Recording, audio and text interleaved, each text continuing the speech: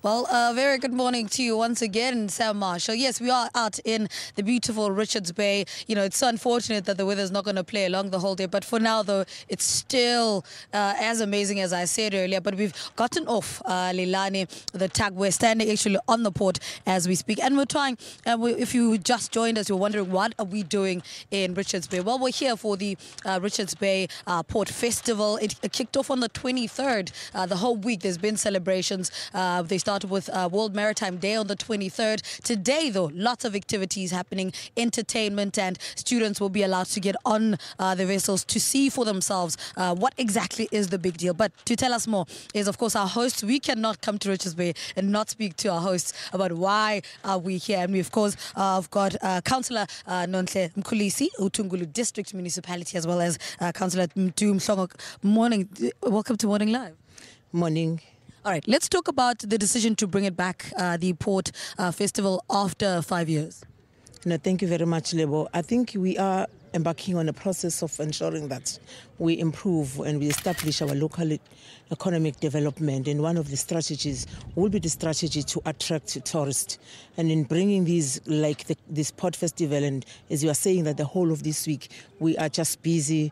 We are actually embarking on those one of the programs that we are wanting to do to improve also our local economic development. But still we have more to do.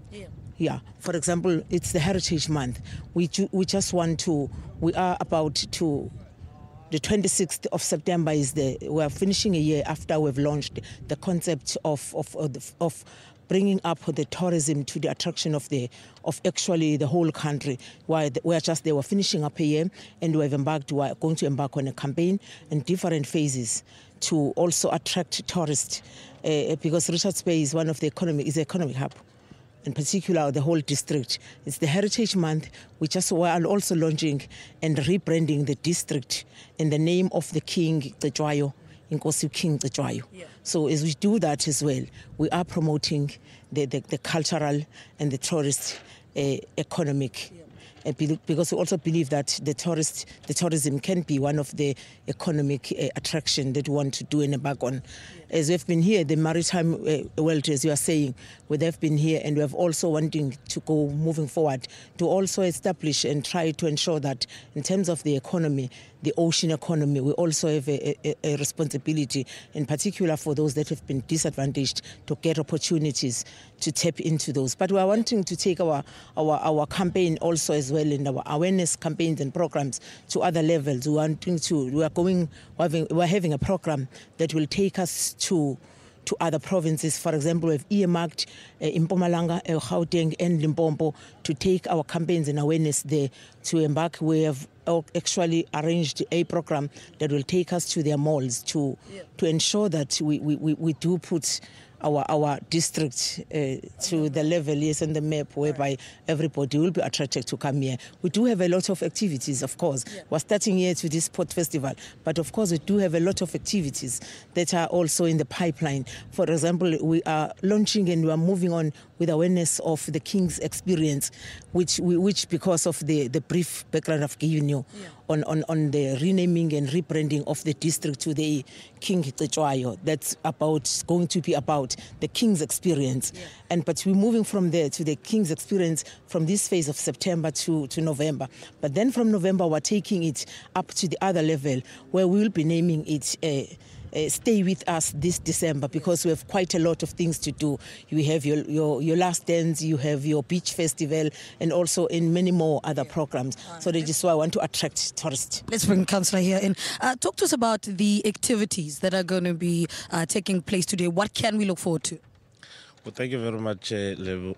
Well, part of the experience here, that you've mentioned, which is very critical, is the experience of students aboard the ships, because we have identified that there is a deep level of skills shortage in our area, and one of the things that will be happening is for them to see if they can't find opportunities within the maritime space, particularly because we want to emphasize from our youth that they focus on maths and science as their field of studies, because of course in the country generally there is a shortage thereof, but also there will be entertainment that will be provided.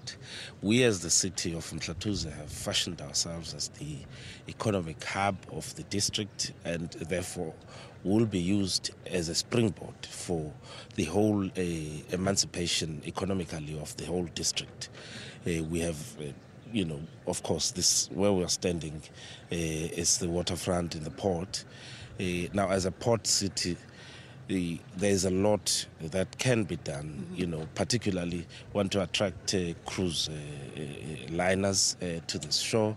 We're in deep discussions with the port in terms of ensuring that there is indeed a mixed use for the port, in order to generate, employment for our people in this area. But more than that, if you look at this area, it has a rich history in terms of, as the Deputy Mayor said, we have the site where King Cetshwayo was captured, of course, and taken to jail, but also we have the University of Zululand. Generally, that university has produced a number of leaders that have gone on to make a mark for themselves and for the country in terms of our own liberation as a country. And so we're very proud of our area, and we want to say to people, this is an area where there's rich history, but also that there is a lot that you can benefit in terms of sightseeing and knowledge. But more than that, we want to ensure that through this tourism, our small, medium enterprises are able to benefit from the B&Bs. Yeah. If you have, for instance, the last dance that we'll be having in December, it's a 2-day event, and so people will then have to take accommodation with us and spend money here. So we want to welcome them with open arms so that they come and benefit our economy. Thank you very much. Okay. Councillor, how do we make the career of maritime attractive to youngsters, to come into this career and prosper in this career? One of the things I think it's for us in this district to be able to establish a maritime school. I think that's one of the things, a concept that is in pipeline, to say for us to be able to attract young men and women to be part of this maritime world is also to be able to have a maritime school, so that they are able to be focused. But even also before that, we need to be moving around, like having the career guidance symposium, whereby they're being sensitized to say we are the district that is also along the coast that is part of the maritime world. So there are opportunities as well in the ocean economy for them to be able to understand that, so that when they go to, for example, in grade 10, 12, they are able to understand that it's not about what they already know, but there are also other other opportunities in other sectors. So, for example, with this one, because for us it is a strength that we are one of the district that is part of the maritime community. All right, councillors, thank you so much for spending the morning with us. Of course, talking to us about the Richards Bay Port Festival, but another aspect of course, of the festival is the career side, which we've been chatting about. How do we make maritime careers attractive, sexy though, for these youngsters so they can improve the system in South Africa. For now though, let's say a very good morning to Sam Marshall, who's standing by. Sam, fingers crossed the Springboks take on Samoa today. We have to win that game. What are you saying in Johannesburg?